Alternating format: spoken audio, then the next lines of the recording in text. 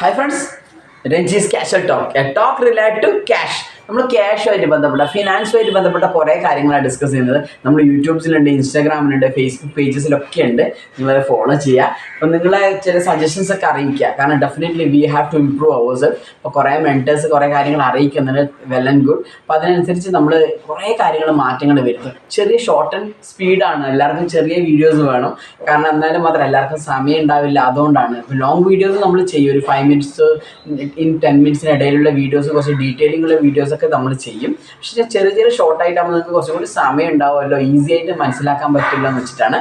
ഇപ്പോൾ നമ്മൾ ഇന്നലെ സംസാരിച്ച ഗോളാണ്, വളരെ ഇമ്പോർട്ടൻ്റ് ആണ്. Behind every investment there should be A purpose. Goal വേണം. അപ്പോൾ ഏതൊക്കെ ടൈപ്പ് ഗോൾസാണ് വേണ്ടത്?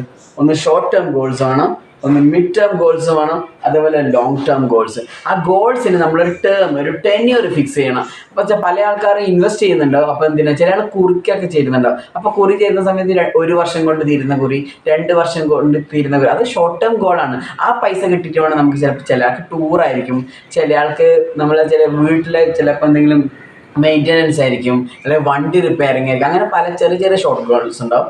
അതിന് നമുക്ക് ഇൻവെസ്റ്റ് ചെയ്യാം. അതിന് ചെറിയ ഏറ്റവും ബെറ്റർ ഓപ്ഷൻസ് നമ്മൾ ഇതുപോലെ കുറി ഉണ്ടാവും, അത് നാട്ടിൽ നടത്തുന്നുണ്ടാവും. അതുപോലെ ചില കമ്പനീസ് ചെയ്യുന്നുണ്ടാവും. അതുപോലെ തന്നെ നമ്മൾ ചെയ്യുന്നതാണ് പോസ്റ്റ് ഓഫീസിലൊക്കെ 1 ഇയറിൻ്റെതൊക്കെ ടെന്യൂർ ഉള്ളതുണ്ടാവും, 2 ഇയറിൻ്റെ ടെന്യൂർ ഉള്ള അത് ചൂസ് ചെയ്യുക. ദെൻ ദ മിഡ് ടേം ആകുമ്പോൾ അങ്ങനെ നമ്മൾ എന്തായി 1 ഉം 2 ഉം കഴിഞ്ഞപ്പോൾ 5 ഇയർ വരെയുള്ളത്, 3 to 5 ഇയറിൻ്റെതെല്ലാം നമുക്ക് മിഡ് ടേമിലേക്ക് വെക്കാം. അപ്പോൾ ആ 5 വർഷം കൊണ്ട് നമുക്ക് ചെയ്യേണ്ട കാര്യങ്ങളാണ്. ചിലപ്പോൾ കുട്ടികളുടെ എഡ്യൂക്കേഷന് വേണ്ടി നമുക്കൊരു ഫണ്ട് വേണ്ടി വരും, അവൻ്റെ ഹയർ എഡ്യൂക്കേഷന് വേണ്ടി ചെറിയൊരു ക്ലാസ്സസും കോഴ്സസിനൊക്കെ വേണ്ടി വരും. ചിലപ്പോൾ നിങ്ങളെ ലാപ്ടോപ്പൊക്കെ ചേഞ്ച് ചെയ്യേണ്ട സിറ്റുവേഷൻസ് ഉണ്ട്, അതിനൊക്കെ വേണ്ടി നമുക്കൊരു ഫണ്ട് മാറ്റി വെക്കാം.